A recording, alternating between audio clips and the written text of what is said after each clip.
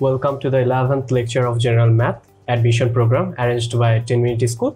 তো আজকের এই লেকচারটা মূলত হচ্ছে আমাদের অ্যারিথমেটিকের লাস্ট লেকচার, আর এর পরের লেকচার থেকে আমরা বেসিক্যালি হচ্ছে জিওমেট্রি শুরু করব। তো গত ক্লাসের মতো এই ক্লাসেও হচ্ছে আমি আপনাদের সাথে আছি স্বপ্নিল। আজকে মূলত হচ্ছে আমরা তিনটা টপিক নিয়ে আলোচনা করব। তার মধ্যে প্রথম টপিকটা হচ্ছে সেট প্রবলেম, সেকেন্ড হচ্ছে সিরিজ প্রবলেম, এবং লাস্টে যেটা পড়বো সেটা হচ্ছে solution and mixture related problem. আচ্ছা, শুরুতে হচ্ছে একদম প্রথম যে টপিকটা আছে সেট প্রবলেম, সেখান থেকে হচ্ছে আমরা প্রথমে যেটা শিখবো, এই প্রবলেমগুলো মূলত হচ্ছে আমরা ছোটবেলায় করে এসেছি। যেমন ক্লাস 8 এবং ক্লাস 9-এ দুটাতেই আমাদের ভেন ডায়াগ্রাম থেকে হচ্ছে কিছু ম্যাথ আসতো। এইগুলাকেই হচ্ছে আমরা এখানে সেটের প্রবলেম বলবো। আর আমরা যেটা দেখবো যে হচ্ছে আমরা ছোটবেলায় যেটা ভেন ডায়াগ্রামের হচ্ছে ফর্মুলা দিয়ে ম্যাথ সলভ করতাম, এখানে আমরা ট্রাই করব ডিফারেন্ট অ্যাপ্রোচ ইউজ করার জন্য, যাতে হচ্ছে আমাদের রেজাল্টগুলো হচ্ছে খুব তাড়াতাড়ি চলে আসে, টাইমটা সেভ হয় এবং আমাদের যাতে ভুল হওয়ার সম্ভাবনা কমে যায়। আচ্ছা, তো সেটের প্রবলেম শুরু করার আগে আমি হচ্ছে আপনাদের হচ্ছে পেছনের দিকে নিয়ে যাই। যখন আমরা ক্লাস 8 ক্লাস 9-এ ছিলাম, তখন আমরা হচ্ছে এই সেটের প্রবলেমগুলো কিভাবে সলভ করতাম। সেটের প্রবলেমগুলো সলভ করার জন্য আমাদের একটা ফর্মুলা ছিল, ফর্মুলাটা মনে আছে কিনা আমি তারপর হচ্ছে লিখে দিচ্ছি।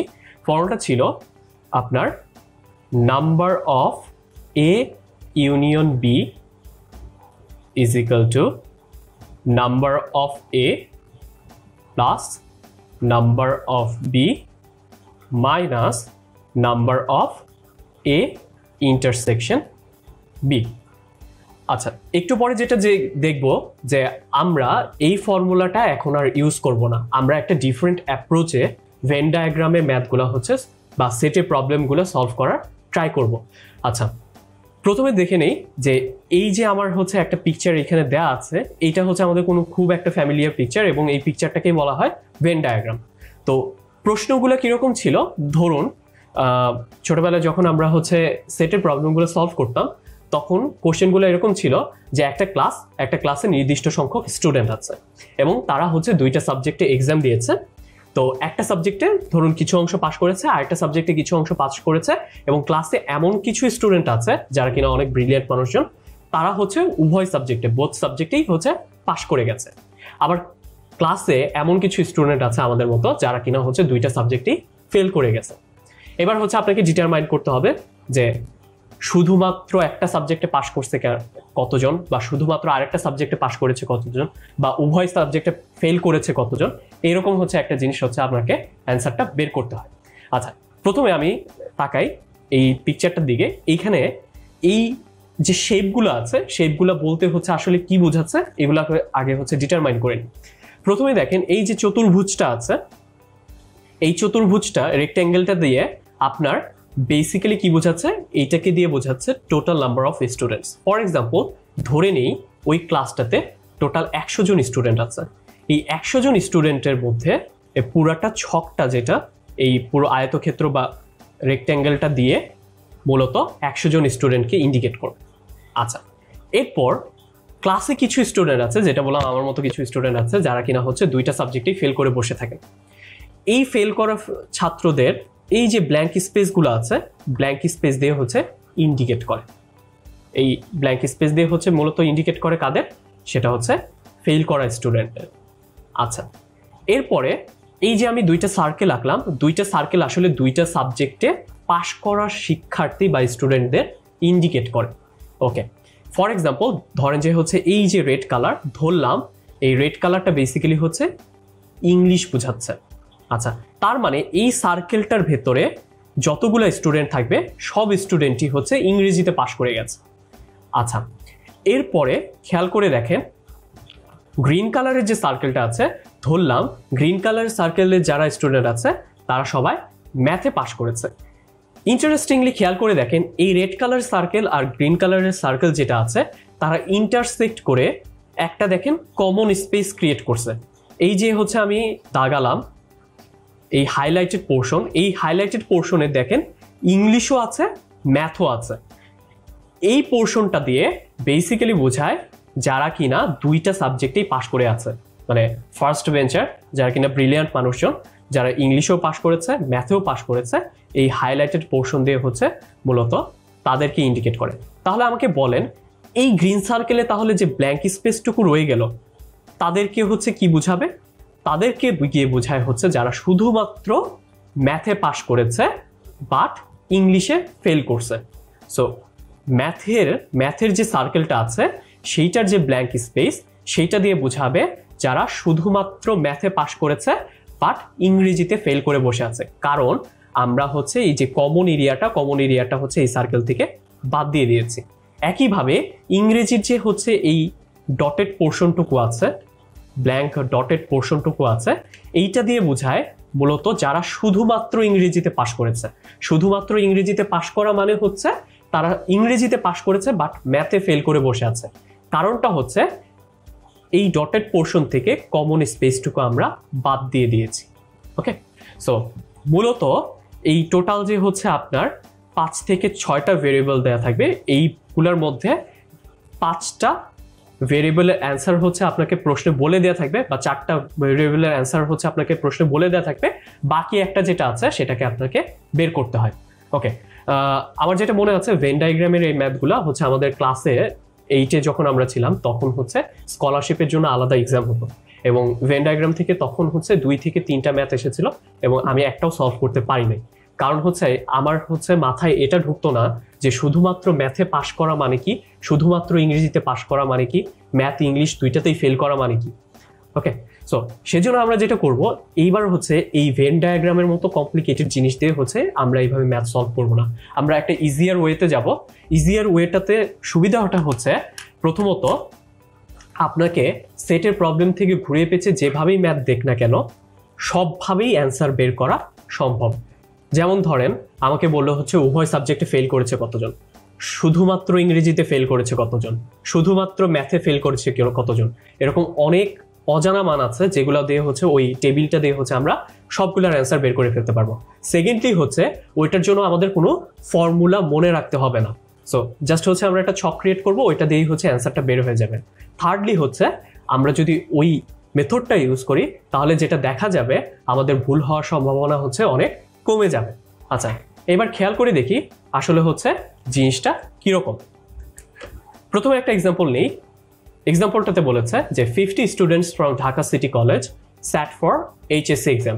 সো এইচএসসি এক্সামের জন্য 50 জন স্টুডেন্ট আছে ঢাকা সিটি কলেজ থেকে, তারা হচ্ছে এইচএসসি এক্সামের জন্য পরীক্ষা দেবে। আচ্ছা, এই 50 জন স্টুডেন্টের মধ্যে 20 জন স্টুডেন্ট আছে যারা কিনা বাংলাতে পাশ করেছে। Okay, that's fine.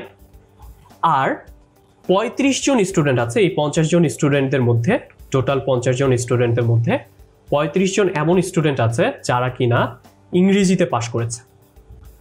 এবার সিটি কলেজে এমন কিছু নার্ড স্টুডেন্ট আছে যাদের সংখ্যা হচ্ছে 12 জন, যারা কিনা বোথ বাংলা আর ইংলিশ দুইটাতেই পাশ করে বসে আছে। এখন আপনাকে ডিটারমাইন করতে হবে how many failed in both subjects. আমার মতো এরকম কারা কারা স্টুডেন্ট আছে যারা কিনা হচ্ছে বাংলাতেও ফেল করেছে, ইংরেজিতেও ফেল করেছে। ওকে, এখন খেয়াল করে দেখেন বাংলাতে যারা পাশ করেছে তাদের অপোজিট হচ্ছে বাংলাতে যারা ফেল করেছে।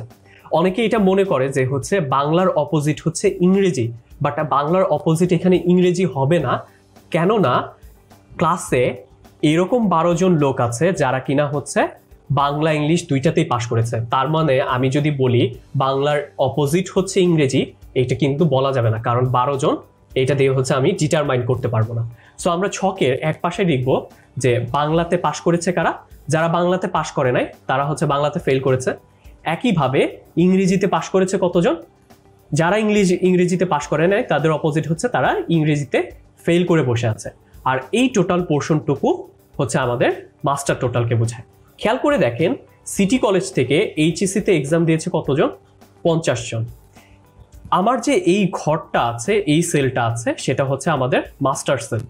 এই সেলটা দিয়ে বোঝায় যে হচ্ছে টোটাল নাম্বার অফ স্টুডেন্টস কতজন আছে। খেয়াল করে দেখেন তাহলে এই টোটালটা গ্র্যান্ড টোটাল হচ্ছে 50। ওকে, ফাইন।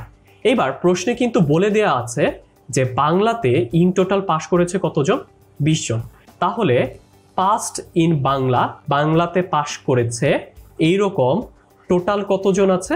বাংলাতে পাশ করেছে এরকম টোটাল আছে, খেয়াল করে দেখেন 20 জন।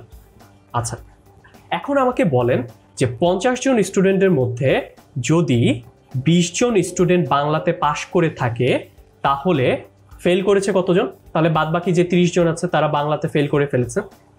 ওকে, ফাইন। এবার খেয়াল করে দেখেন ইংলিশের ব্যাপারটাতে আসি। প্রশ্নে বলেই দেওয়া আছে 35 জন স্টুডেন্ট আছে যারা কিনা ইংরেজিতে পাশ করেছে। আচ্ছা, ওকে, ফাইন। সো ইংরেজিতে পাশ করেছে এইরকম টোটাল লোক আছে কতজন? 35 জন। এখন আমাকে বলেন 50 জনের মধ্যে যদি 35 জন ইংরেজিতে পাশ করে থাকে তাহলে বাদ বাকি যে 15 জন আছে তারা ইংরেজিতে অবশ্যই ফেল করেছে। সো ইংলিশে টোটাল ফেল করছে কতজন? 15 জন। এবার খেয়াল করে দেখবেন এই যে 4টা ব্ল্যাঙ্ক সেল থাকবে, এই 4টা ব্ল্যাঙ্ক সেলের মধ্যে প্রশ্নে আমাকে একটা ব্ল্যাঙ্ক সেল দেওয়া থাকবে আর বাদ বাকিগুলো হচ্ছে আমি এমনিতে বের করে ফেলতে পারবো।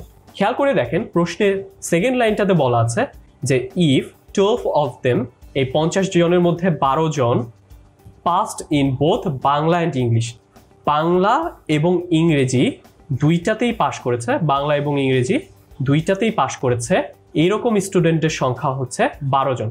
তাহলে এই যে সেলটা আছে, প্রথম যে সেলটা, সেটা দিয়ে বোঝাচ্ছে কি ইংরেজিতে পাশ করেছে, বাংলাতে পাশ করেছে এরকম কমন স্টুডেন্টের নাম্বার। ওকে, যারা হচ্ছে কিনা 12 জন। এখন খেয়াল করে দেখেন এই নাম্বারটা দিয়ে আমি বাদ বাকি সবগুলো সেল ফিল আপ করে ফেলতে পারবো। দেখেন 12-র সাথে কত যোগ করলে হচ্ছে 20 হবে? 12-র সাথে 8 যোগ করলে হয়ে যাবে 20। এবার খেয়াল করে দেখেন 8-এর সাথে 7 যোগ করলে হবে 15। সো 8-এর সাথে 7 যোগ করলে ইন টোটাল 15 হয়। এবার খেয়াল করে দেখেন এইখানে হবে 23, কারণ 23-এর সাথে 7 যোগ করলে ইন টোটাল হয় 30। সো সবগুলো সেলের অ্যান্সার আমি পেয়ে গেছি। এবার প্রশ্নে আমাকে জিজ্ঞাসা করেছিল যে how many failed in both subjects, তার মানে বাংলাতেও ফেল করেছে আবার ইংলিশেও ফেল করেছে এইরকম কমন স্টুডেন্ট কতজন আছে? সেটা হচ্ছে টোটাল 7 জন। সো আমাদের আলটিমেট আনসার হবে 7। এখন খেয়াল করে দেখেন যেহেতু আমাকে প্রশ্নে বোথ সাবজেক্টে ফেল করেছে এরকম মানুষের সংখ্যা জানতে চেয়েছে, বাট প্রশ্নে যদি এরকম জানতে চাইতো কারা শুধুমাত্র বাংলাতে পাশ করেছে, তখন অ্যান্সারটা কি হতো? তখন অ্যান্সার হতো 8। কারণ 8 জন লোক শুধুমাত্র বাংলাতে পাশ করা মানে কি? শুধুমাত্র বাংলাতে পাশ করা মানে হচ্ছে তারা বাংলাতে পাশ করেছে বাট ইংলিশে ফেল করে বসে আছে। সো বাংলাতে পাশ করেছে বাট ইংলিশে ফেল করে বসে আছে এরকম লোক হচ্ছে টোটাল 8 জন। আবার আমি যদি এইভাবে বলি শুধুমাত্র ইংরেজিতে পাশ করেছে বাট বাংলাতে ফেল করে বসে আছে এরকম লোক কতজন? তখন আমাদের অ্যান্সার আসতো 23। ওকে, এবার দেখি আমাদের অ্যান্সারটা কি। আমাদের অ্যান্সারটা ছিল আগের যে কোশ্চেনটা, সেটা হচ্ছে আনসার ছিল আমাদের 7। এবার আসি নতুন একটা টেস্টে। নতুন যে টেস্টটা আছে সেটাতে বলা আছে একদম সিমিলার একটা হচ্ছে কোশ্চেন। সেটাতে বলা আছে যে there are 12 persons in a party. So 12 জন লোক আছে যারা কিনা হচ্ছে পার্টি করতে গিয়েছে। এখন পার্টির মধ্যে যেটা হয়েছে half of them are members of club A. So club A এর মেম্বার হচ্ছে অর্ধেক। আচ্ছা, এরপর 1/3 are members of club B and 1/4 are members of both club. এবার প্রশ্নে বলা আছে how many persons are not members of any club. So কোনো ক্লাবেই মানুষজন নাই, সাবস্ক্রিপশন করে নাই, এরকম লোকজন কত আছে? আচ্ছা, প্রশ্নটাতে খেয়াল করে দেখেন, প্রশ্নটাতে যেটা হচ্ছে সেটাতে আমাদের এখানে বলা ছিল যে টোটাল এখানে মানুষ কতজন? 12 জন। পার্টিতে হচ্ছে টোটাল মানুষ ছিল 12 জন। এর মধ্যে অর্ধেক মানুষ হচ্ছে ক্লাব এর। আচ্ছা, 12 জনের অর্ধেক যদি ক্লাব এতে হয়, অর্ধেক মানে হচ্ছে 6 জন ক্লাব এতে আছে। এবার বলা আছে যে 1/3 are members of club B. Club বিতে আছে এই 12 জনের 1/3। 1/3 মানে হচ্ছে 3 ভাগের 1 ভাগ। তাহলে 12-র 3 ভাগের 1 ভাগ কত? 4 জন। সো 4 জন হচ্ছে ক্লাব বি এর মেম্বার। ক্লাব এ এর মেম্বার হচ্ছে 6 জন। প্রশ্নে আরেকটা স্টেটমেন্ট দেওয়া আছে, সেটা হচ্ছে 1/4 are members of both club. দুইটা ক্লাবেরই মেম্বার এইরকম লোক হচ্ছে 1/4। 1/4 মানে হচ্ছে 12-র 4 ভাগের 1 ভাগ, তার মানে হচ্ছে 3 জন। এবার প্রশ্নে বলা আছে how many persons R not members of any club, কোনো ক্লাবেরই মেম্বার না এইরকম লোক কারা আছে। খেয়াল করে দেখেন এইখানে ক্লাব এর মেম্বার যারা, তাদের অপোজিট কি হবে? তাদের অপোজিট কিন্তু ক্লাব বি হবে না, কেননা ক্লাব এর কিছু মেম্বার আছে যারা কিনা হচ্ছে ক্লাব বি এরও মেম্বার। সো আমি এইভাবে বলে দিতে পারবো না যে ক্লাব এর অপোজিট হচ্ছে ক্লাব বি, কারণ ক্লাব এ আর ক্লাব বিতে কমন মেম্বার আছে। সো আমাদের যেটা ধরতে হবে সেটা হচ্ছে ক্লাব এর অপোজিট হচ্ছে ক্লাব এ নট, একইভাবে ক্লাব বি এর অপোজিট হচ্ছে ক্লাব বি নট। ওকে, এবার খেয়াল করে দেখেন প্রশ্নেতে আমার বলা ছিল যে ওই পার্টিতে টোটাল মানুষজন গিয়েছিল কতজন? 12 জন। সো আমার গ্র্যান্ড টোটাল হচ্ছে 12 জন। ওয়েল, এইবার আসি, খেয়াল করে দেখেন প্রশ্নে বলাই ছিল ক্লাব এতে ইন টোটাল মেম্বার ছিল কতজন? 6 জন। সো ক্লাব এতে ইন টোটাল মেম্বার হবে 6 জন। আচ্ছা, 12 জনের মধ্যে 6 জন যদি ক্লাব এর মেম্বার হয়ে থাকে তাহলে বাকি যে 6 জন ক্লাব এর মেম্বার না, রাইট? আচ্ছা, এবার আসি ক্লাব বিতে। প্রশ্নে বলেই দেয়া আছে ক্লাব বিতে মানুষজন কতজন? 1/3। ওকে, তার মানে হচ্ছে 4 জন। আচ্ছা, 12 জনের মধ্যে 4 জন যদি ক্লাব বি এর মেম্বার হয় তাহলে ক্লাব বি এর মেম্বার না কতজন? সেটা হচ্ছে 8 জন, কারণ 8 আর 4 যোগ করলে ইন টোটাল হয় 12। এবার দেখেন এই 4টা ছকের মধ্যে, 4টা সেলের মধ্যে যে কোনো একটা সেলের ভ্যালু আপনাকে দেয়া থাকবে, যেটা হচ্ছে এই থার্ড লাইনটাতে বলা আছে, সেটা হলো 1/4 are members of both club. তার মানে ক্লাব এ আর ক্লাব বি এর মধ্যে কমন একটা মেম্বার আছে এবং তাদের সংখ্যা হচ্ছে 3। সো ক্লাব এরও মেম্বার, ক্লাব বি এরও মেম্বার, এরকম লোকজন হচ্ছে 3 জন।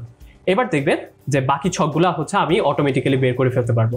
3 আর 3 যোগ করলে হয় 6, 3 আর 1 যোগ করলে হয় 4, আর 5 আর 1 যোগ করলে হয় 6। দেখবেন 5 আর 3 যোগ করলে 8, সবগুলো হচ্ছে 4-5 মিলে যাবে। এবার প্রশ্নে বের করতে বলছে কি যে how many persons are not the members of any club, কোনো ক্লাবেরই মেম্বার না এরকম লোক কতজন। তার মানে তারা ক্লাব এরও মেম্বার না এ নট, ক্লাব বি এরও মেম্বার না বি নট, তাহলে কতজন আছে? তাদের সংখ্যা হচ্ছে 5 জন। তো আমরা খেয়াল করে দেখি, এটার আনসার হচ্ছে অপশন সি, সেটা হচ্ছে ক্লাব এরও মেম্বার না ক্লাব বি এরও মেম্বার না, এরকম সংখ্যা হচ্ছে 5 জন। ওকে, সো এই কোশ্চেনটাতে যেটা হচ্ছে এখানে হচ্ছে একটা সার্ভে রেজাল্ট দেওয়া আছে।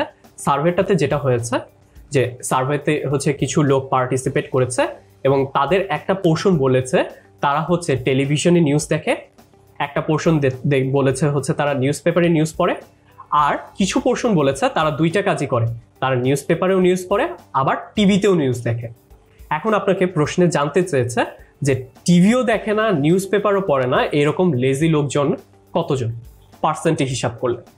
এখন প্রশ্নে খেয়াল করে দেখেন প্রশ্নটাতে সবগুলাই যেহেতু পার্সেন্টে হিসাব করা আছে এই কারণে হচ্ছে আমরা পার্সেন্টের দিকেই আগাবো। আচ্ছা, তো একটা সার্ভেটাতে পাওয়া গেছে কত? 65% লোক, 65% লোক এরকম আছে যারা কিনা বলেছে তারা টেলিভিশনে টিভিতে নিউজ দেখে। আচ্ছা, 40% লোক এরকম আছে যারা কিনা নিউজ পেপারে নিউজটা পড়ে ফেলে, আর 25% লোক এরকম আছে যারা কিনা নিউজ পেপারও পড়ে আবার টেলিভিশনে নিউজও দেখে। ওকে, ফাইন। এখন একটা জিনিস খেয়াল করেন, যেহেতু সবগুলো পার্সেন্টে দেওয়া আছে সেক্ষেত্রে আমি এইটা বলতে পারি না যে টোটাল সার্ভেতে যারা পার্টিসিপেট করেছে তাদের সংখ্যাটা কি কত ধরা যায়? 100%। তার মানে গ্র্যান্ড টোটাল আমরা ধরে নিই 100% লোক এখানে আছে। আচ্ছা, এখন একটা জিনিস খেয়াল করেন, এখানে দুইটা জিনিস আছে। একটা জিনিস হলো নিউজ পেপার, আরেকটা হলো টেলিভিশন।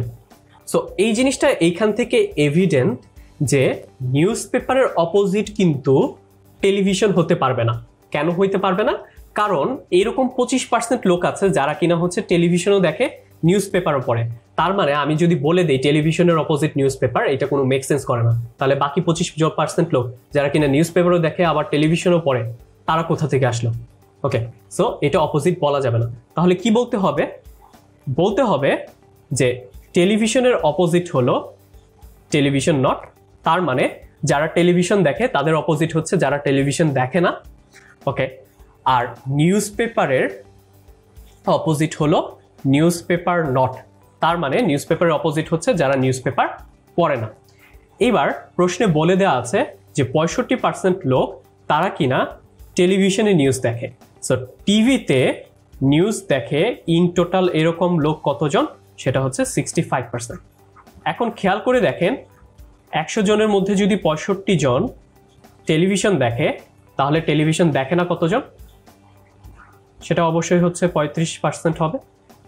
ওকে, একইভাবে 40% লোক নিউজ পেপারে নিউজ পড়ে।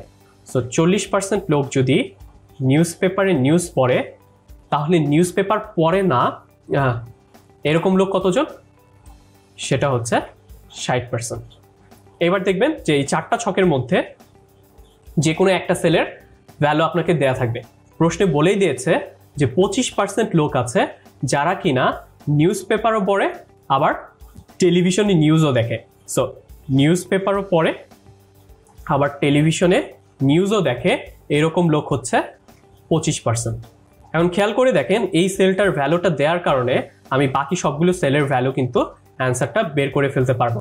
দেখেন 25%-এর সাথে যদি আমি 40% যোগ করি তাহলে হয় 65%, এখানে যদি 20% যোগ করি তাহলে হবে 60%, একইভাবে এটা হয়ে যাবে 15%। এবার প্রশ্নে আমাকে যেটা জানতে চাইবে আমার কাছে হচ্ছে সবগুলোর অ্যান্সার রেডি। প্রশ্নে বলা আছে what percent of the people surveyed, যাদেরকে সার্ভে করা হয়েছিল এদের মধ্যে কত পার্সেন্ট লোক neither watched the news on television, মানে হচ্ছে টেলিভিশনে খবরও দেখে নাই আবার নিউজ পেপারে নিউজও পড়ে নাই। সো লেজি লোকজন, টেলিভিশনও দেখে নাই নিউজ পেপারে নিউজও পড়ে নাই, এরকম লোকের সংখ্যা হচ্ছে 20%, যেটা হচ্ছে আমার আনসার। সো খেয়াল করে দেখেন আমাদের আনসার হবে অপশন সি। ওকে, এইবার একটু ডিফিকাল্ট একটা ম্যাথে যেয়ে যায়, মানে একটু ডিফিকাল্ট বলতে হচ্ছে একটু ডিফারেন্ট টাইপের ম্যাথ। বলছে যে in IBA there are 120 students. So IBA তে হচ্ছে টোটাল 120 জন স্টুডেন্ট আছে। এই 120 জনের মধ্যে 80 জন হচ্ছে টোটাল 80 প্লে ফুটবল, আর বাকি যে 40 জন দ্য রেস্ট 120 জনের মধ্যে বাকি 40 জন আছে তারা কিনা খেলে বাস্কেটবল।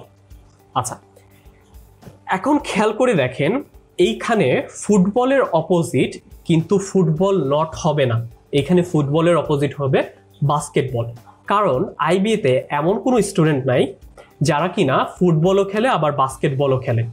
এর আগে আমরা যে ম্যাথগুলো করে এসেছি, যেমন ক্লাব এর অপোজিট আমরা ক্লাব বি ধরি নাই, কারণ ক্লাব এ আর ক্লাব বি দুইটারই কমন মেম্বার ছিল।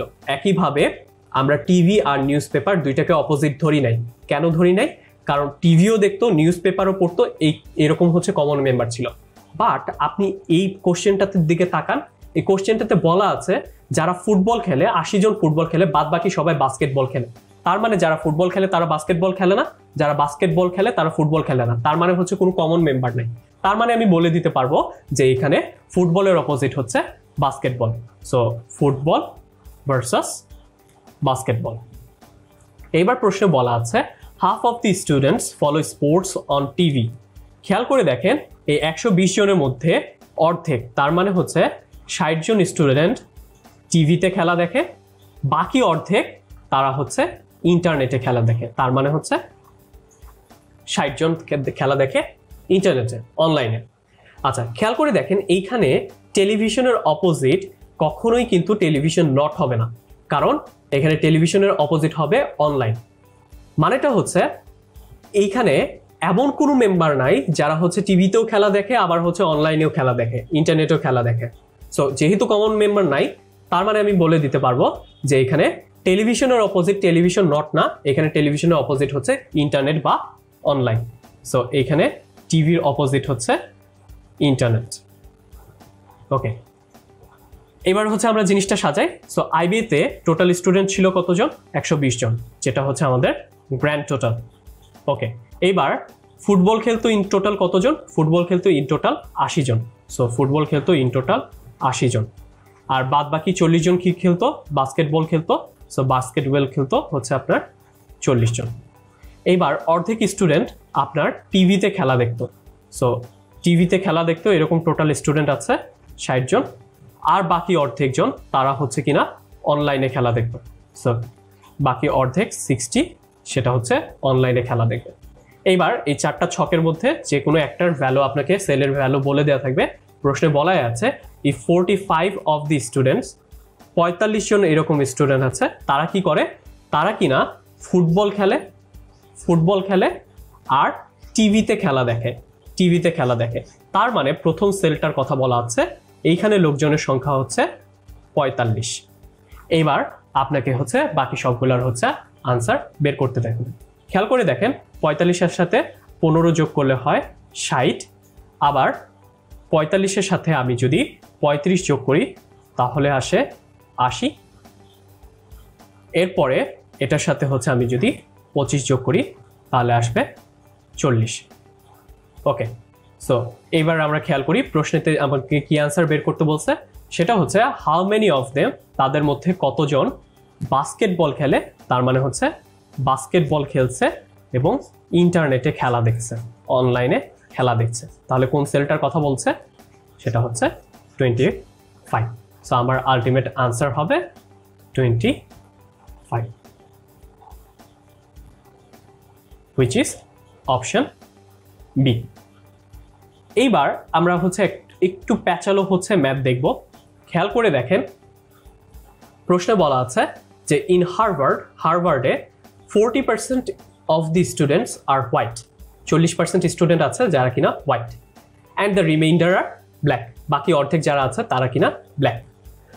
এবার প্রশ্নে বলা আছে যে হচ্ছে half of them are American and half of them are French. If 10% of the students are white and American, তার মানে হচ্ছে American white, and 40 students are black and French, তার মানে হচ্ছে ব্ল্যাক ফ্রেঞ্চ হচ্ছে এরকম স্টুডেন্টের সংখ্যা 40 জন। প্রশ্নে বলে দেওয়া আছে how many are white and French. So white French এরকম লোকের সংখ্যা কতজন?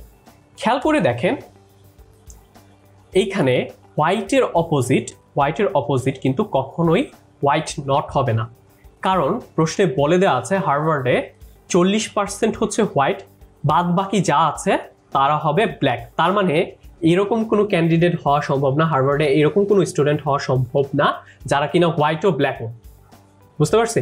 ওকে, সো এইখানে তাহলে হোয়াইটের অপোজিট হয়ে যাবে ব্ল্যাক। একইভাবে প্রশ্নে বলা আছে অর্ধেক হচ্ছে আমেরিকান, ওকে, আর বাকি অর্ধেক হচ্ছে ফ্রেঞ্চ। সো আমেরিকানের অপোজিট হবে ফ্রেঞ্চ, কারণ এরকম স্টুডেন্ট হওয়া সম্ভব না যারা আমেরিকানও আবার ফ্রেঞ্চও। তাহলে হচ্ছে আমি জিনিসটা দেখি, খেয়াল করেন এখানে সব কিন্তু হচ্ছে পার্সেন্টে বলা আছে, পার্সেন্ট, হাফ অফ দেম সব পার্সেন্টে বলা আছে 10%। সো আমরা যেটা করব তাহলে হার্ভার্ড স্টুডেন্ট ধরেন আমরা ধরে নিলাম 100%। ওকে, প্রশ্নে বলে দেওয়া আছে 40% of the students are white. So white total 100%-এর মধ্যে কত পার্সেন্ট? টোটাল হচ্ছে 40%। তাহলে বাদ বাকি যারা আছে 60% তারা হচ্ছে ব্ল্যাক।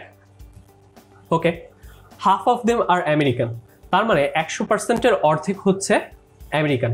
তাহলে টোটাল আমেরিকানের সংখ্যা কত হবে? 50% হবে আমেরিকান আর হাফ আর ফ্রেঞ্চ। তাহলে বাকি যে 50% আছে তারা হলো ফ্রেঞ্চ। এবার প্রশ্নে বলে দেওয়া আছে যে 10% of the students are white and American. So American white এইরকম লোকের সংখ্যা হচ্ছে 10%। তাহলে হচ্ছে আমি বাকিগুলো সাজিয়ে ফেলি। দেখেন এখানে আসবে 40%, এখানে আসবে 30%, এটা আসবে 20%।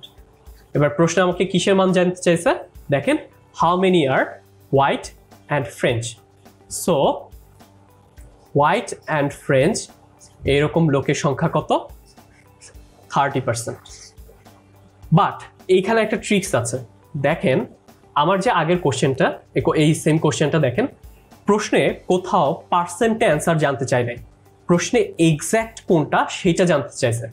খেয়াল করে দেখেন, আমরা যখন পার্সেন্টের ক্লাসটা করেছিলাম তখন আমরা হচ্ছে রিলেটিভ ভ্যালু, অ্যাবসলিউট ভ্যালু এই দুইটা পার্থক্য শিখেছি। খেয়াল করে দেখেন এখানে সবগুলোর অ্যান্সারই কিন্তু হচ্ছে অ্যাবসলিউট ভ্যালুতে। এক্স্যাক্টলি হার্ভার্ডে কতজন হচ্ছে হোয়াইট ফ্রেঞ্চ সেইটা জানতে চাইছে, পার্সেন্টে কত সেইটা জানতে চায় নাই। ওকে, সো আমাকে যেটা করতে হবে সেটা হচ্ছে জিনিসটাতে অ্যাবসলিউটে কনভার্ট করতে হবে।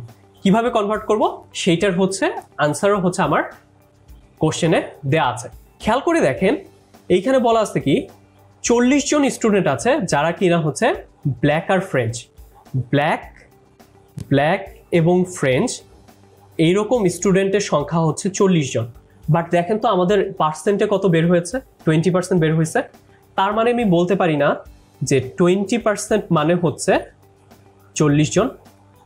পার্সেন্ট দিয়ে হচ্ছে আমরা রিলেটিভ ভ্যালু বুঝাই, আর এইটা দিয়ে হচ্ছে আমি অ্যাবসলিউট বুঝাচ্ছি, এটা বলা যায়।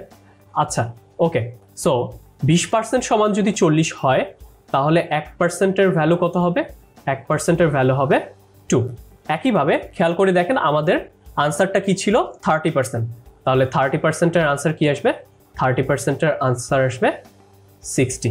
30% ইজ ইকুয়াল টু 60। সো আমার আলটিমেট আনসার হবে অপশন এ, যেটা হচ্ছে কিনা 60। সো মোটামুটি সেটের প্রবলেম থেকে এইখানেই ঘুরে ফিরে আসবে।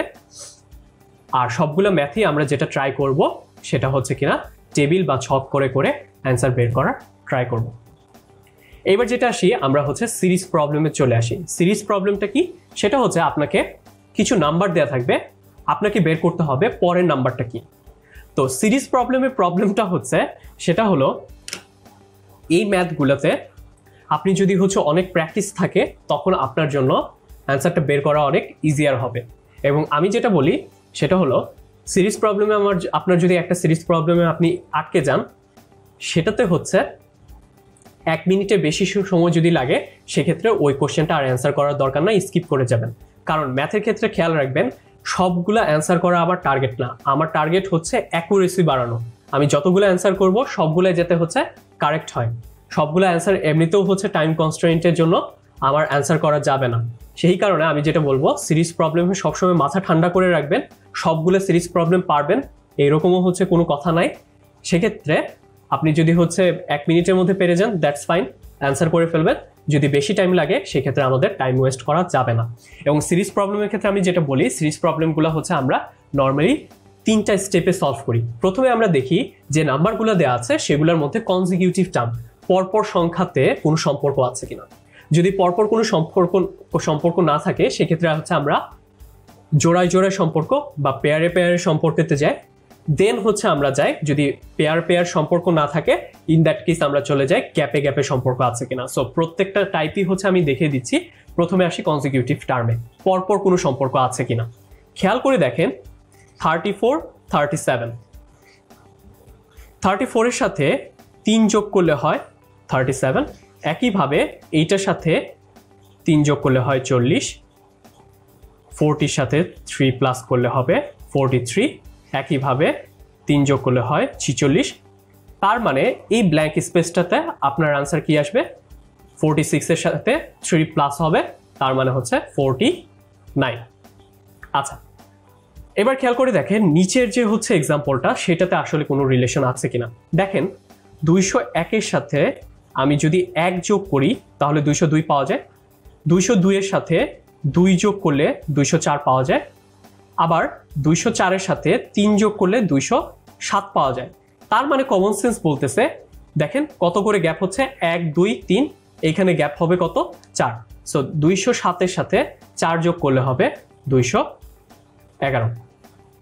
ওকে, সো আমরা প্রথমে যেটা খেয়াল রাখি সেটা হচ্ছে প্রথমে ট্রাই করি যে হচ্ছে কনজিকিউটিভ টার্মে হচ্ছে আমার কোনো সম্পর্ক আছে কিনা।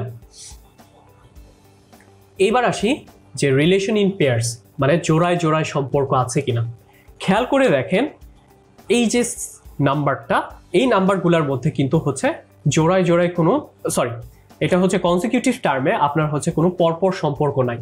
যেহেতু হচ্ছে পরপর কোনো হচ্ছে আমি একটা রিলেশন দাঁড় করাতে পারছি না, সেই কারণে আমরা যেটা যাব জোড়ায় জোড়ায় যাব। জোড়ায় জোড়ায় মানে হচ্ছে আমরা দুইটা করে নাম্বার নিয়ে দেখব যে এদের মধ্যে আসলে কোনো রিলেশন আছে কিনা। খেয়াল করে দেখেন, এককে যদি আমি রিসিপ্রোকাল করি বা উল্টে দেই তাহলে কি আসে 1/1, যেটা 1। একইভাবে 4কে যদি উল্টে দেই তাহলে কত আসে 1/4। 7কে উল্টে দিলে হবে 1/7, তাহলে 10কে উল্টে দিলে যেটা হবে 1/10। এবার আসি তারপরেরটাই আছে কিনা। খেয়াল করে দেখেন, 3 আর 9, 4 আর 16, 5 আর 25, 6 আর কত হবে। খেয়াল করে দেখেন, এইখানে যেহেতু হচ্ছে পরপর কোনো সম্পর্ক নাই, এই কারণে হচ্ছে আমরা জোড়ায় জোড়ায় সম্পর্কতে গেছি। দেখেন কি করলে 3কে 9 বানানো যায়, 4কে 16 বানানো যায়, 5কে 25 বানানো যায়। দেখেন এইখানে হচ্ছে স্কোয়ার, সিম্পলি স্কোয়ার করে দিচ্ছে। 3কে স্কোয়ার করলে হয় 9, 4কে স্কোয়ার করলে হয় 16, 5কে স্কোয়ার করলে হয় 25, তাহলে 6কে স্কোয়ার করলে হবে 36। এইবার আমরা যে হচ্ছে থার্ড যে টেকনিকটা শিখবো সেটা হচ্ছে relation in gaps. Relation in gaps মানে হচ্ছে আমরা যে হচ্ছে একদম শুরুতে দেখবেন যে আমরা হচ্ছে ডিভিজিবিলিটি রুল অফ 11 এটা পড়েছিলাম, সেখানে হচ্ছে আমরা গ্যাপে গ্যাপে ডিজিটগুলো নিয়েছিলাম। ঠিক সেরকম একটা জিনিস হচ্ছে আমরা এখানে করব। তো প্রথমে খেয়াল করে দেখেন, রিলেশন ইন গ্যাপসের জন্য প্রথমে হচ্ছে আমরা 3 নিলাম, তারপর 4কে গ্যাপ দিলাম, তারপর হচ্ছে আমরা 7কে পিক করব, 8কে গ্যাপ দিব, এরপর হচ্ছে 11কে নিব, তারপর হচ্ছে 12কে গ্যাপ দেব, তারপরে যে ব্ল্যাঙ্ক স্পেসে যেটা ছিল সেটাকে নেব। খেয়াল করে দেখলাম যে হচ্ছে আমার এইখানে যেগুলো হচ্ছে আমি গ্যাপে গ্যাপে নিয়েছি, সার্কেল করে ফেলেছি, সেগুলোর মধ্যে হচ্ছে একটা রিলেশন আছে। রিলেশনটা কি, 3-এর সাথে যদি আমি 4 যোগ করি তাহলে হয় 7, আবার 7-এর সাথে যদি আমি 4 যোগ করি তাহলে কত আসে 11। একইভাবে 11-এর সাথে যদি আমি 4 যোগ করি তাহলে কত আসবে 15। এইবার আমরা চেক করে দেখব আসলে এই মেথডটা ইউজ করা যাবে কিনা। এই মেথডটা ইউজ করার জন্য এবার আমরা যেগুলো নেই নাই, পিক করি নাই, তাদের সাথে হচ্ছে আসলে কোনো রিলেশন আছে কিনা সেটা একটু চেক করে দেখতে হবে। খেয়াল করে দেখেন, আমরা 4কে গ্যাপ দিয়েছি, 8কে গ্যাপ দিয়েছি, 12কে গ্যাপ দিয়েছি। এবার যেগুলো হচ্ছে আসলে গ্যাপ দিয়েছি নেই নাই, তাদের সাথেও কিন্তু একটা রিলেশন আছে। খেয়াল করে দেখেন, 4-এর সাথে 4 যোগ করলে হয় 8, এবার 8-এর সাথে 4 যোগ করলে হয় 12। তাহলে দেখেন, আমাদের যদি প্রশ্নে 15-র পরের সংখ্যাটা জানতে চাইতো তাহলে কিন্তু হচ্ছে এই গ্যাপে আমাদের আরেকটা 4 যোগ হতো, তাহলে 12-র সাথে 4 যোগ করলে হয় 16। এবার আসি নিচের যে এক্সাম্পল সেটাতে। খেয়াল করে দেখেন, প্রথমে আমরা 53 নেব, তারপর হচ্ছে 40কে নেব, তারপর হচ্ছে 27কে নেব, তারপর হচ্ছে এই ব্ল্যাঙ্ক স্পেসটাকে নেব। দেখেন এইখানে কিন্তু একটা রিলেশন আছে। রিলেশনটা কি, যে প্রত্যেকটার সাথে আমি যদি 13 করে মাইনাস করি তাহলে কিন্তু সবগুলো নাম্বার পাওয়া যায়।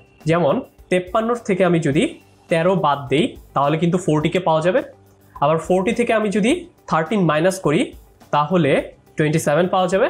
তার মানে আমার পরের নাম্বারটা হবে 27-এর থেকে 13 বাদ দিলে সেটা আসবে 14।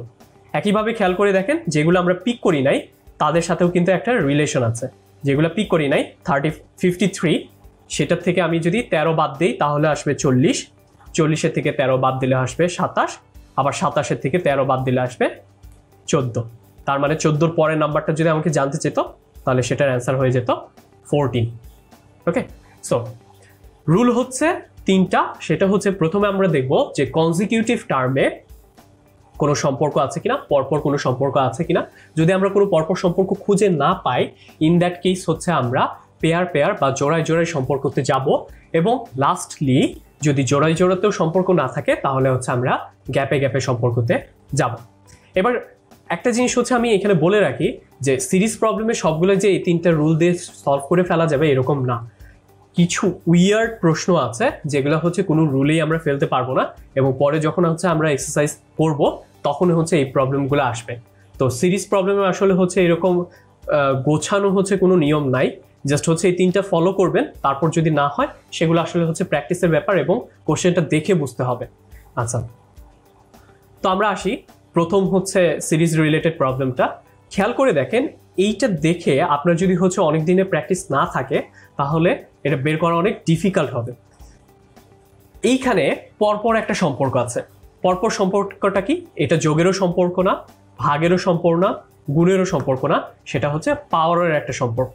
সম্পর্কটা কিরকম খেয়াল করে দেখেন, 3 to the power 1 হচ্ছে 3, 3 স্কোয়ার্ড হচ্ছে 9, একইভাবে 3 কিউব হচ্ছে 27, আর 4টা 3কে যদি আমি গুণ করি 3 টু দি পাওয়ার 4 হবে 81। তাহলে 3 to the power 4 to the power 3 to the power 2 to the power 1, তার মানে এই যে গ্যাপটা সেখানে কি বসবে 3 to the power 0, 3 to the power 0। আচ্ছা, এর আগের লেকচারে আমরা যখন এক্সপোনেন্ট রুটস এন্ড পাওয়ার পড়েছিলাম তখন আমরা বলেছিলাম যে anything to the power 0 is equal to 1। So 3 to the power 0 এর ভ্যালু কত হয়, আমরা যদি লিখি তাহলে 1 হয়। সো আমার অ্যান্সার হবে 1। সো একটা জিনিস মাথায় রাখবেন, আপনাদের যদি হচ্ছে অনেক দিনের প্র্যাকটিস না থাকে তাহলে এইরকমভাবে আসলে সলভ করতে আপনাদের অনেক প্রবলেমে পড়তে হবে। তো সিরিজ প্রবলেম সলভ করার জন্য শর্ত একটাই, সেটা হচ্ছে প্রচুর হচ্ছে আপনাকে বাসায় এক্সারসাইজ করতে হবে। সো অ্যান্সার হচ্ছে অপশন বি। এবার আসি, প্রশ্ন বলা আছে what is the next number in the following series, নিচের কোন নাম্বারটা এই সিরিজের পরের নাম্বারটা হবে। ওকে, সো খেয়াল করে দেখেন 1 4 2 8 4 16 6, এইখানে কি টাইপের সম্পর্ক হবে। অনেকে আমি যেটা দেখেছি সেটা হচ্ছে অ্যান্সার করে যে ভাইয়া এইখানে হচ্ছে গ্যাপে গ্যাপে সম্পর্ক আছে। আচ্ছা, সেটা আমি প্রথমে রিফিউট করে নেই কেন এখানে গ্যাপে গ্যাপে সম্পর্ক নাই। খেয়াল করে দেখেন, গ্যাপে গ্যাপে মানে হচ্ছে প্রথমে আমি 1 নেব, তারপর হচ্ছে 2কে গ্যাপ দেব, তারপর 8 গ্যাপ দেব, 2 নেব, 8কে গ্যাপ দেব, 8কে গ্যাপ দেবার পর 4কে পিক করব, তারপর 6কে পিক করব। ওকে, এইবার যেগুলো নিলাম না সেগুলোর মধ্যে একটা সম্পর্ক দেখব আছে কিনা। খেয়াল করে দেখেন 1-এর সাথে 2-এর গ্যাপ কত, 1। একইভাবে 2-এর থেকে 4-এর গ্যাপ কত, 2। 4-এর থেকে 6-এর গ্যাপ কত, 2। তাহলে এইখানে কি আর গ্যাপে গ্যাপে সম্পর্ক আছে? না, এখানে গ্যাপে গ্যাপে সম্পর্ক নাই, কারণ প্রথমটা হচ্ছে 1, তারপরেরটা 2, তারপরেরটা 3 হলে মিলতো, বাট এখানে 3 নাই, যেটা আছে সেটা হচ্ছে 2। সো এইভাবে হচ্ছে আর এখানে গ্যাপে গ্যাপে সম্পর্ক করা যাবে না। এখানে যে সম্পর্কটা আছে সেটা হচ্ছে জোড়ায় জোড়ায় বা পেয়ারে পেয়ারে সম্পর্ক আছে। সেটা হচ্ছে 1 4, এইটা একটা পেয়ার, তারপর হচ্ছে 2 8, এইটা একটা পেয়ার, এরপর হচ্ছে 4 16, এইটা একটা পেয়ার, এরপর 6 ড্যাশ, এইটা একটা পেয়ার থাকবে। খেয়াল করে দেখেন সেকেন্ড নাম্বারটা আগের নাম্বারের 4 গুণ, 4 অক্ষে 4, 4 দুগুণে 8, 4 4-এ 16, তাহলে 4 6 কত হবে, 4 6 হবে 24। সো আমার আনসার হচ্ছে 24। সো গ্যাপে গ্যাপে রিলেশন করার সময় আমার যেটা করা লাগবে সেটা চেক করে দেখতে হবে আমার যে দুইটা সিরিজ, দুইটা আলাদা আলাদা পারবো, প্রথমে পিক করব তাদের মধ্যে একটা সম্পর্ক থাকবে, যারা পিক করবো না তাদের মধ্যে একটা সম্পর্ক থাকবে। সো দুইটার মধ্যে হচ্ছে যে কোনো একটা যদি সম্পর্ক করা না যায়, রুলটা যদি ব্রেক হয়ে যায়, তাহলে কিন্তু সেটার অ্যান্সারটা নেওয়া যাবে না। সেক্ষেত্রে আমাদের জোড়ায় জোড়ায় চেক করে দেখতে হবে। এবার আসি পরের যে নাম্বারটা, এই নাম্বারটা হচ্ছে এই সিরিজটা অনেক ইজিয়ার। সো এইখানে হচ্ছে সলভ কিভাবে হবে, সেখানে হচ্ছে জোড়ায় জোড়ায় সম্পর্ক আছে। দেখেন 6 5 4 অটোমেটিক্যালি হয়ে যাবে কত, এইখানে 3, কারণ 6-এর থেকে 1 বাদ দিলে হয় 5, 5-এর থেকে 1 বাদ দিলে হয় 4, 4-এর থেকে 1 বাদ হলে হয় 3। এবার চেক করে দেখতে হবে আসলে গ্যাপে গ্যাপে করা যাবে কিনা। খেয়াল করে দেখেন যেগুলো পিক করি নাই সেগুলোর সাথেও কিন্তু একটা সম্পর্ক আছে, যেমন 2 2 2, তাহলে পরের নাম্বারটা হয়ে যাবে 2। বাট প্রশ্নে যেহেতু হচ্ছে এই নাম্বারটা চাইছে, খেয়াল করে দেখেন এটা হবে কত, আনসার অপশন সি, সো 3।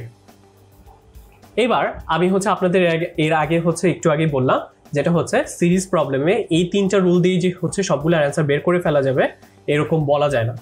এটার একটা পারফেক্ট এক্সাম্পল হচ্ছে এইটা। খেয়াল করে দেখবেন এইখানে জোড়ায় জোড়ায় সম্পর্ক নাই, এখানে গ্যাপে গ্যাপেও সম্পর্ক নাই, এখানে পেয়ারে পেয়ারে কনজিকিউটিভ টার্মেও সম্পর্ক নাই। ওকে, তাহলে এখানে কি আছে, এইখানে প্রথম কতগুলা নাম্বারের প্রাইম নাম্বারের সিরিজ দেওয়া আছে। দেখেন 2-এর পরের প্রাইম নাম্বার হচ্ছে 3, 3-এর পরের প্রাইম নাম্বার হচ্ছে 5, তারপর 7 11 13 17, তাহলে পরের প্রাইম নাম্বারটা কত হবে, পরের প্রাইম নাম্বারটা হয়ে যাবে 19। সো নর্মালি আপনার যদি হচ্ছে প্র্যাকটিসে না থাকে, এটা যে একটা প্রাইম নাম্বারের সিরিজ এটা আপনি চোখে দেখতেছেন বাট হচ্ছে রিয়েলাইজ করতে পারবেন না। এই কারণে আমি যেটা সবসময় বলি সেটা হলো, আপনি যদি সিরিজ প্রবলেমের হচ্ছে কোনো প্রশ্ন সলভ করতে চান, অবশ্যই অবশ্যই অবশ্যই বেশি বেশি সলভ প্র্যাকটিস করবেন বাসায়। আরেকটা হচ্ছে সিরিজ প্রবলেমে কখনোই বেশি টাইম ইনভেস্ট করা যাবে না। যদি একবারই আসে একবারই সলভ করে ফেলতে হবে। এটাতে হচ্ছে 1 মিনিটে বেশি টাইম ওয়েস্ট করা মানে হচ্ছে আপনি অন্যগুলো প্রশ্নে আপনার অ্যান্সার মার্কসগুলো হচ্ছে আপনি হারাচ্ছেন। সো সিরিজ প্রবলেমে এই জিনিসগুলো হচ্ছে মাথায় রাখলে আশা করি আর কোনো প্রবলেম হবে না। এবার আসি আমাদের একদম লাস্ট টপিক, সেটা হচ্ছে সলিউশন অ্যান্ড মিক্সচার। আচ্ছা, সলিউশন অ্যান্ড মিক্সচার, সলিউশন বলতে হচ্ছে এখানে হচ্ছে কোশ্চেনের সলিউশন বোঝায় না, সেটা হচ্ছে দ্রবণ। ওকে, সো এই টাইপের প্রশ্নগুলো কি থাকে, আমি একটা ক্লাসিক্যাল এক্সাম্পল দিয়ে শুরু করি। সেখানে বলা আছে Shakib mixes 10 liters of 15% sugar water with 15 liters of 10% sugar water in a bottle। তার মানে সাকিবের কাছে 2টা বোতল আছে। আচ্ছা, প্রথমটার ক্যাপাসিটি হচ্ছে 10 লিটারের, দ্বিতীয়টার ক্যাপাসিটি হচ্ছে 15 লিটার, এবং 2টা বোতলেই সেম জিনিস আছে। ইনগ্রেডিয়েন্টটা কি, সেটা হচ্ছে সুগার ওয়াটার। দেখেন, খেয়াল করেন, সুগার ওয়াটার মানে চিনি জল আছে 2টাতেই। এখন প্রশ্নে বলে দেওয়া আছে 2টাতে চিনি জল আছে, বাট 2টাতে চিনির পরিমাণ সেম না। প্রথম যে বোতলটা আছে সেখানে চিনির পরিমাণ একটু বেশি, সেটা একটু মিষ্টি বেশি। সেটাতে সুগার ওয়াটার সলিউশন মানে হচ্ছে 15% সলিউশন বলতে বোঝায় সেখানে সুগারের উপস্থিতি আছে 15%। তার মানে সেটা যদি 100 ভাগ হতো, তার মধ্যে 15 ভাগ থাকতো সুগার, আর বাদ বাকি সবগুলাই থাকতো হচ্ছে জল। পরের যেটা আছে সেটাতে হচ্ছে 10% সলিউশন, 10% সুগার সলিউশন। 10% সলিউশন মানে হচ্ছে একটু মিষ্টি কম, মানে 15%-এর থেকে একটু মিষ্টি কম। তার মানে আবার যদি হচ্ছে ওইটাতে 100 ভাগ করি, তার মধ্যে 10 ভাগ আছে পিওর চিনি, বাদ বাকি 90% যেটা আছে সেটা হচ্ছে একদম পানি। এবার প্রশ্ন আমাকে জানতে চাইছে, যদি সাকিব এই 2টা বোতল একসাথে মিক্স করে, এই 10 লিটার আর এই 15 লিটার যদি মিক্স করে 25 লিটারের একটা বোতল বানায়, সেইখানে কনসেন্ট্রেশন মানে হচ্ছে ঘনত্ব, সেইখানে চিনির ঘনত্ব কিরকম হবে। খেয়াল করে দেখেন, 2টা বোতলে কিন্তু চিনির ঘনত্ব সেম ছিল না। একটাতে ছিল হচ্ছে আপনার 15% আর একটাতে ছিল 10%। এখন প্রশ্নে বলা আছে আমি যদি 2টা মিক্স করি, মিক্স করে ঝাঁকাই, তাহলে নতুন যে হচ্ছে বোতলটা আসবে সেইটাতে চিনির কনসেন্ট্রেশন বা ঘনত্ব কত হবে। আচ্ছা, নর্মালি এই প্রশ্নগুলো সলভ করার জন্য আমরা হচ্ছে 3টে স্টেপ ফলো করি। একটা হচ্ছে প্রথমে দেখি যে এলিমেন্টগুলো কি কি আছে। আমি যে মিক্সচার বানাবো, 2টা মিক্স করব, ওই 2টা বোতলের মধ্যে আসলে কি কি জিনিস আছে। ওকে, এরপরে আমরা এলিমেন্ট অনুযায়ী ইনফরমেশনগুলো আলাদা আলাদা করে ফেলবো। একটু পরে দেখবো যে এই ম্যাথটা আমরা খুব সুন্দর করে হচ্ছে সামারাইজ করে ফেলেছি। এবং লাস্টলি আমরা যেটা করি সেটা হচ্ছে একটা মাস্টার ফর্মুলা ইউজ করি, যেটা হচ্ছে আপনারা ছোটবেলায় যারা কিনা পরিসংখ্যান পড়েছেন তাদের সম্মিলিত গাণিতিক গণ নামে হচ্ছে একটা ফর্মুলা ছিল। তো সেই সিমিলার একটা ফর্মুলা হচ্ছে আমরা ইউজ করব। আচ্ছা, এবার আসি, দেখেন আমরা হচ্ছে চেঞ্জ করে ফেলেছি, সেটা হচ্ছে খুব সুন্দর করে হচ্ছে এখানে মিক্স করা আছে। তো প্রথমে বলা আছে যে সাকিব হচ্ছে 10 লিটারের যে সলিউশনটা আছে, 10 লিটার প্রথমটার কোয়ান্টিটি, এইখানে সুগারের উপস্থিতি হচ্ছে 15%। ওকে, ফাইন। সেকেন্ড যে বোতলটা আছে, সুগার ওয়াটারের বোতল আছে, সেটাতে কোয়ান্টিটি হচ্ছে 15 লিটার্স। খেয়াল করে দেখেন, 15 লিটারের বোতল, এবং সেখানে কনসেন্ট্রেশন হচ্ছে 10%। এবার প্রশ্নে বলে আছে যে এই 2টা বোতল যদি আমি একসাথে মিক্স করে আর একটা নতুন বোতল বানাই, তাহলে খেয়াল করেন এখানে কিন্তু 2টা বোতল যেহেতু একসাথে অ্যাড করছি, প্রথমটা 10 লিটার, এটার 15 লিটার, 2টা অ্যাড করে হচ্ছে টোটাল 25 লিটার হয়ে যাবে নতুন বোতলটা। আর এইখানে কনসেন্ট্রেশন কত হবে সেটাই হচ্ছে আমাকে এখানে জানতে চেয়েছে। ওকে, সেটার জন্য হচ্ছে আমরা যে মাস্টার ফর্মুলাটা ইউজ করি সেটা হচ্ছে C1 plus Q into Q1 plus C2 into Q2 divided by Q1 plus Q2 is equal to C। খেয়াল করে দেখেন এইখানে C1 বলতে কি বোঝায়? C1 বলতে আমার প্রথম যে বোতলটা ছিল সেইখানে সুগারের উপস্থিতি কি ছিল সেইটা। খেয়াল করে দেখেন না, আমাদের প্রথম বোতলে সুগারের উপস্থিতি কত ছিল? 15%, ঘনত্ব ছিল 15%, সেটাই হচ্ছে আমার C1 এ বসাবো। আচ্ছা, প্রথম বোতলের ক্যাপাসিটি কত ছিল? সেটাই ছিল হচ্ছে Q1 বলতে বোঝায় quantity of the first element, প্রথম যে বোতলটা সেটাতে ক্যাপাসিটি কত? আচ্ছা, ক্যাপাসিটি কত লিটার ছিল? 10 লিটার। 10 লিটার হচ্ছে আমার ক্যাপাসিটি। এইবার আসি সেকেন্ড বোতলটাতে চিনির ঘনত্ব কত ছিল? চিনির ঘনত্ব ছিল 10%। ওটা একটু কম মিষ্টি ছিল না, 10% ছিল। সেটাই হচ্ছে C2 তে আমরা বসাবো। Q2 হচ্ছে সেকেন্ড যে বোতলটা ছিল সেটার ক্যাপাসিটি কত? সেটার ক্যাপাসিটি ছিল 15 লিটার। ওকে, আর এই যে সি, মাস্টার সি, এইটা দিয়ে বোঝায় আমরা যে হচ্ছে এই 15 লিটারের বোতল আর 10 লিটারের বোতল মিক্স করে 25 লিটারের যে নতুন বোতল বানালাম সেইখানে চিনির ঘনত্ব কত আছে। সো আমরা হচ্ছে এইখানে এটা সলভ করার ট্রাই করব। খেয়াল করে দেখেন, আমরা একটু আগেই বলছিলাম যে C1 দিয়ে কি বোঝায়? C1 দিয়ে বোঝাচ্ছে আমার যে প্রথম আইটেমটা আছে সেইখানে কনসেন্ট্রেশন বা ঘনত্ব কত। খেয়াল করে দেখেন, এখানে যেহেতু 15% সুগার বলছিল, 15% মানে হচ্ছে 0.15, এটা আমরা বসালাম। আচ্ছা, Q1 দিয়ে বোঝায় কি? প্রথম যে বোতলটা ছিল সেইখানে কোয়ান্টিটি বা পরিমাণ কত। খেয়াল করে দেখেন, এখানে যে 10 লিটার সেই তো আমি হচ্ছে 10 দিয়ে মাল্টিপ্লাই করে দেব। এবার আসি C2 দিয়ে কি বোঝায়? দ্বিতীয় যে বোতলটা ছিল সেইখানে কনসেন্ট্রেশন বা ঘনত্ব, ওই এলিমেন্টের কনসেন্ট্রেশন বা ঘনত্ব কত। দেখেন এখানে বলা ছিল 10%। 10% মানে হচ্ছে 0.1। আর এইটার কোয়ান্টিটি কত ছিল? বলা ছিল 15 লিটার। ওকে, এবার আসি Q1 এর ভ্যালু কত? বলাই ছিল 10 লিটার। আর Q2 এর ভ্যালু কত? সেটা হচ্ছে 15 litres is equal to C. খেয়াল করে দেখেন, কনসেন্ট্রেশন তার মানে হচ্ছে আমি যদি প্রথম বোতল আর দ্বিতীয় বোতল মিক্স করি, মিক্স করলে সেইখানে সুগারের ঘনত্ব কত হবে সেটা আমাকে জানতে চেয়েছে, সেটা হচ্ছে সি। এবার আমরা যদি এটা ক্যালকুলেট করি তাহলে হচ্ছে আমার অ্যান্সারটা আমরা পেয়ে যাব। এখানে দেখেন 0.15 কে 10 দিয়ে গুণ করলে হয় 1.5, আর এখানে আসবে 1.5 আর নিচে আসবে 25 ইজ ইকুয়াল টু সি। বা এইভাবেও বলা যায় এটা আসলে 1.5 আর 1.5 যোগ করলে হয় 3 ডিভাইডেড বাই 25। এবার প্রশ্নে যেহেতু হচ্ছে কনসেন্ট্রেশনগুলো দেখেন সবগুলো হচ্ছে পার্সেন্টে বলা, 15%, 10%। এবার এই দুইটা বোতল মিশালে কত পার্সেন্ট হবে? আচ্ছা, আমরা হচ্ছে এর আগে যখন পার্সেন্টের ম্যাথ করেছিলাম তখন আমরা ডেসিমাল বা ফ্র্যাকশন থেকে পার্সেন্টে কনভার্ট করার নিয়ম শিখেছিলাম। নিয়মটা কি? আমাকে যদি একটা ডেসিমাল নাম্বার দেয়া থাকে সেটাকে যদি হচ্ছে আমি পার্সেন্টে কনভার্ট করতে চাই তাহলে কত দিয়ে গুণ করতে হয়? 100 দিয়ে গুণ করতে হয়। সো এটাকে যদি আমি পার্সেন্টে কনভার্ট করি তাহলে হচ্ছে আমি 100 দিয়ে গুণ করব। সো 100 দিয়ে গুণ করলে হয় 4, 3 4 12।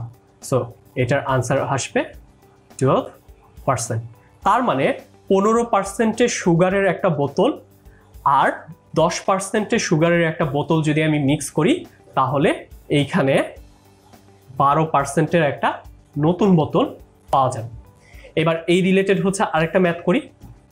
সেটা বলছে how many litres of water, পানি মেশাতে হবে, must be added to a 30 litre mixture of milk and water containing milk and water in the ratio of 7:3 such that the resultant mixture has 40% water in it.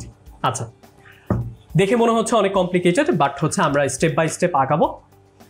খেয়াল করে দেখেন, প্রশ্নে বলা আছে যে আসলে ওই লোকটার কাছে একটা 30 লিটারের গ্যালন ছিল। সো কোয়ান্টিটি হচ্ছে 30 লিটার। তো ওই গ্যালনটাতে কি ছিল? ওই গ্যালনটাতে শুধু দুধ ছিল না, দুধের সাথে আপনার পানিও মেশানো ছিল। ওকে, যেটা হচ্ছে আপনার আমরা ছোটবেলায় যে ম্যাথগুলো করতাম যে হচ্ছে দুধের সাথে পানি মিশিয়ে হচ্ছে ওটাকে একটা নতুন মিক্সচার করতো, ঠিক সেম জিনিসটাই হচ্ছে এখানে বলতেছে যে দুধের সাথে পানি মেশানো আছে।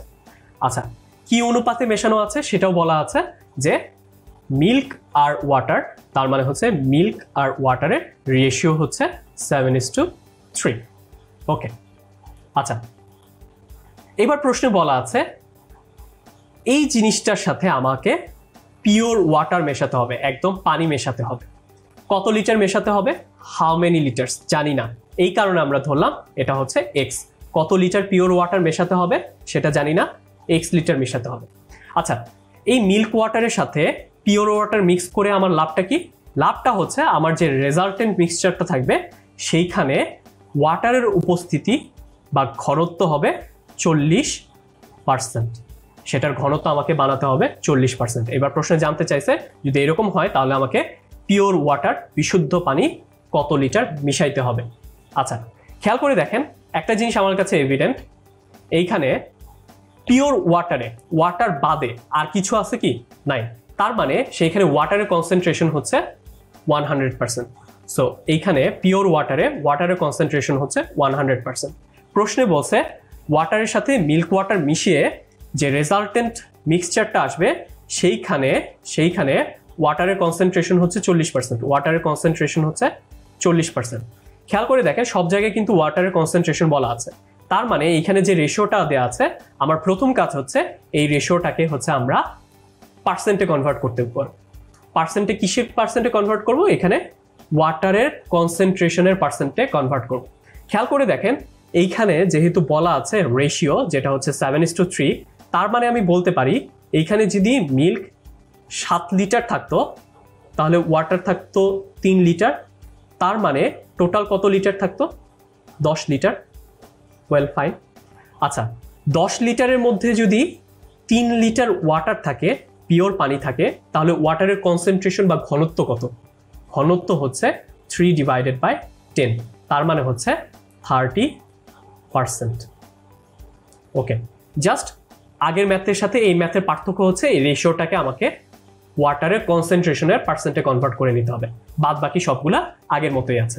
খেয়াল করে দেখেন C1 দিয়ে কি বোঝায় যেন? প্রথম যে বোতলটা আছে সেই বোতলে আমার যে ইনটেন্ডেড এলিমেন্ট, তার মানে হচ্ছে ওয়াটার। দেখেন আমরা ওয়াটারের কনসেন্ট্রেশন সেটা জানতে চাইছে। আচ্ছা, পিওর ওয়াটারে 100% ওয়াটার থাকে, তার মানে হচ্ছে 100% মানে হচ্ছে 1। ওকে, এইবার আসি কোয়ান্টিটি। খেয়াল করে দেখেন এইখানে পিওর ওয়াটার কত মেশাতে হবে আমি জানি না, সেটাই তো বের করতে হবে। এই কারণে আমরা এটাকে ধরে নিলাম x। এবার দ্বিতীয় যে বোতল সেইখানে আমরা বের করলাম কি ওয়াটারের কনসেন্ট্রেশন কত পার্সেন্ট? এই দেখেন 30%। সো 30% মানে হচ্ছে 0.3, যেটা হচ্ছে C2। এবার Q2 বলতে কি বোঝায়? সেকেন্ড বোতলে হচ্ছে কোয়ান্টিটি। সেকেন্ড বোতলে কোয়ান্টিটি কত? 30 লিটার। 30 ডিভাইডেড বাই Q1 এর ভ্যালু কত? x, একটু আগেই বললাম। Q2 এর ভ্যালু কত? 30, একটু আগেই বললাম।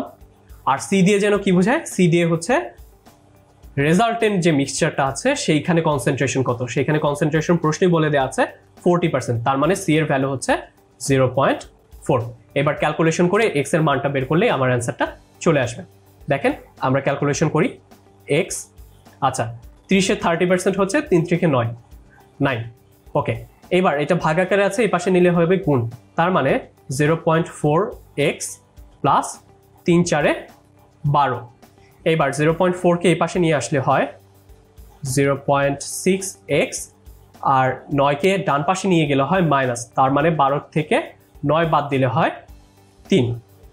তার মানে x এর ভ্যালু হবে 3/0.6, তার মানে হচ্ছে 30/6, বা অল্টারনেটিভলি কাটাকাটি করলে হয় 5 লিটার। তার মানে এই যে হচ্ছে প্রথমে 30 লিটারের যে দুধ আর পানির মিশ্রণ ছিল সেটার সাথে যদি আমি 5 লিটার পিওর পানি মিশাই তাহলে মিক্সচারটাতে ওয়াটারের পরিমাণ 40% হয়ে যাবে। তো মোটামুটি সলিউশন মিক্সচার থেকে হচ্ছে এই টাইপের ম্যাথ আসবে এবং এই মাস্টার ফর্মুলা দিয়েই আসলে সবগুলো সলভ করে ফেলা যায়। সো বাসায় হচ্ছে আপনারা বেশি বেশি প্র্যাকটিস করবেন। সলিউশন মিক্সচার থেকে হচ্ছে আমরা বিগত বছরের প্রশ্নগুলো দেখেছি যে একটা না একটা ম্যাথ নর্মালি আসে।